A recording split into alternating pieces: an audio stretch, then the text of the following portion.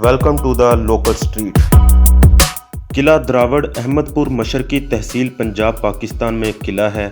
ये बहावलपुर शहर से तकरीबन 95 किलोमीटर जनूब में वाक़ है। इसकी दीवारों का तनाव 1500 मीटर है और ऊंचाई 30 मीटर तक है। द्रावड़ किला पहली बार 9वीं सदी ईस्वी में भट्टी कबीले के हिंदू हुक्मरान राय जज्जा भट्टी ने तामीर करवाया। ये किला इब्तदा में डेरा रावल के नाम से जाना जाता था और बाद में इसे डेरा रावर के नाम से भी जाना जाता था, जो वक्त गुजरने के साथ साथ इसके मौजूदा नाम द्रावड़ कहलाने लगा। बहावलपुर रियासत के 12वें और आखिरी हुक्मरान नवाब सादक मोहम्मद खान अब्बासी पंजम 1904 ईस्वी में इसी किला में पैदा हुए।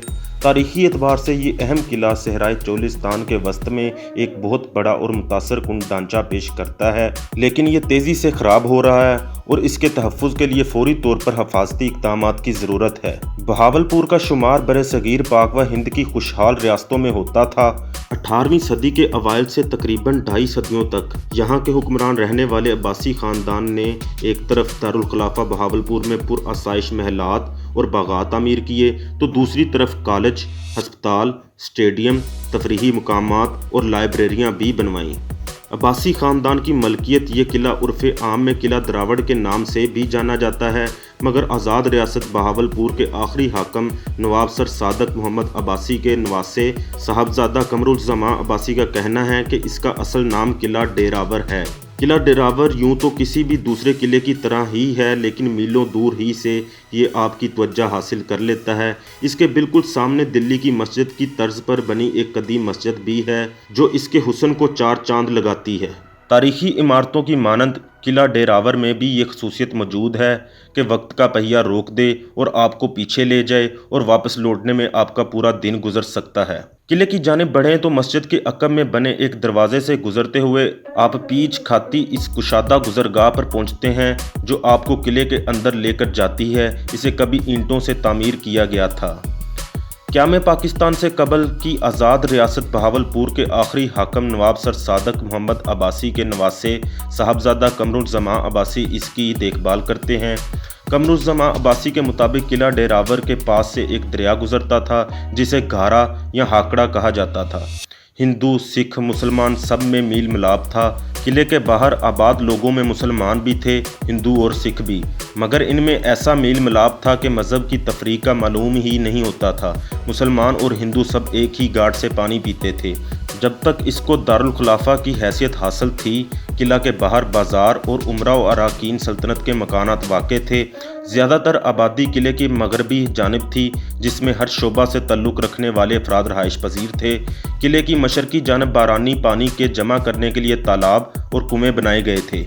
मरकज़ी दरवाजे से किले के अंदर दाखिल हों तो सामने एक वसी व अरीज़ अहाता है, जहाँ एक तोप खड़ी है। सामने जो इमारत नज़र आती है वो गालबन 12 दरी थी, जो महल के बैरूनी हिस्से में वाक़ थी। इसके कुशादा बरामदे के अकब में कमरों की एक कतार है, जो मशरिक में एक दूसरी 12 दरी में खुलती है। इस 12 दरी के दीवारों और छतों की रंगीन लकड़ी की टाइलों और पत्थर पर कशीदाकारी की गई थी। इंतहाई बोसीदगी की हालत में भी इसके आसार बाकी हैं। अंदर मौजूद तामीरात की मौजूदा हालत को देखकर आपको मायूसी हो सकती है। ये किला की बाहर से ज़ाहिर शानो शौकत के बिल्कुल मुख्तलिफ है।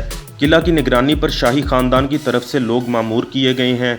सियाहत के लिए आने वाले अफराद से वो मामूली सी फ़ीस भी वसूल करते हैं। मुख्तलिफ इलाकों से आए सियाह इन बोसीदा दरो दीवार के साथ वक्त गुजारते हैं।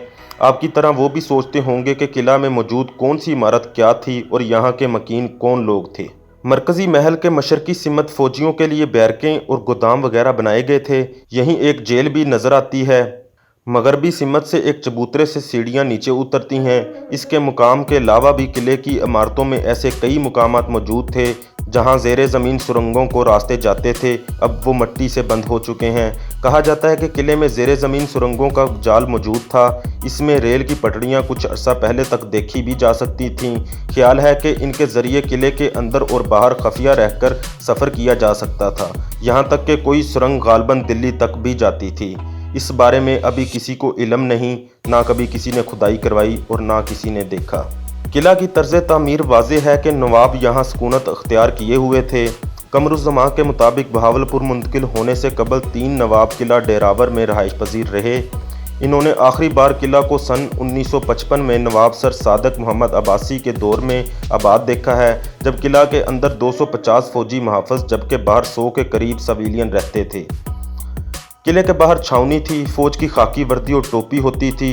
नवाब साहब जुमा के रोज़ डेरावर आते थे, 4 देगें चावल की पकाई जाती थीं और लोगों में तकसीम कर दी जाती थीं।